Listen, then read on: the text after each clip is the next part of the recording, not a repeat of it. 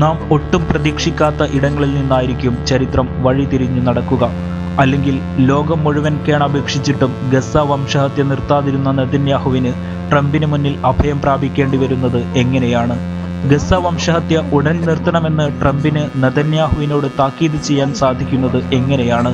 യൂറോപ്പിലുടനീളം കേരളം പോലും ഇന്നുവരെ കണ്ടിട്ടില്ലാത്തത്ര വലിയ ഫലസ്തീൻ അനുകൂല പ്രതിഷേധങ്ങൾ എങ്ങനെ ഉണ്ടായി?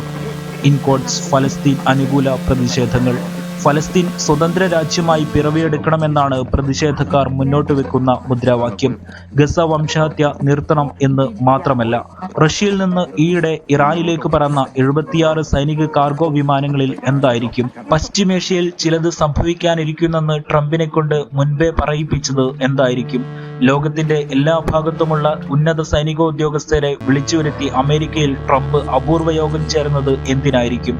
ഇത്രയും സ്ഥിരീകരിച്ച കാര്യങ്ങൾ ഇനി ഒപ്പം ചില റിപ്പോർട്ടുകൾ കൂടി വരുന്നുണ്ട്. ചൈനയിൽ നിന്ന് സൈനിക കാർഗോ വിമാനങ്ങൾ ഇറാനിലേക്ക് പുറപ്പെടാനിരിക്കുന്നു എന്ന റിപ്പോർട്ട്. ചൈനീസ് സാങ്കേതിക വിദ്യയുള്ള മിസൈലുകൾ ഇറാൻ ആവശ്യപ്പെട്ടെന്ന റിപ്പോർട്ട്. ഇസ്രായേലിനകത്ത് തന്റെ ഭാവി അഴിമതി കേസുകളാൽ ജയിലിനകത്താക്കപ്പെടുമെന്ന് തീർച്ചയുള്ള നെതന്യാഹു ഇപ്പോൾ വെടിനിർത്തലിന് വഴങ്ങുന്നത് ചിലതൊക്കെ മുന്നിൽ കണ്ടു തന്നെയാണ്. അപ്ഡേറ്റുകൾക്ക് സബ്സ്ക്രൈബ് ചെയ്ത് ഒപ്പം ചേരൂ.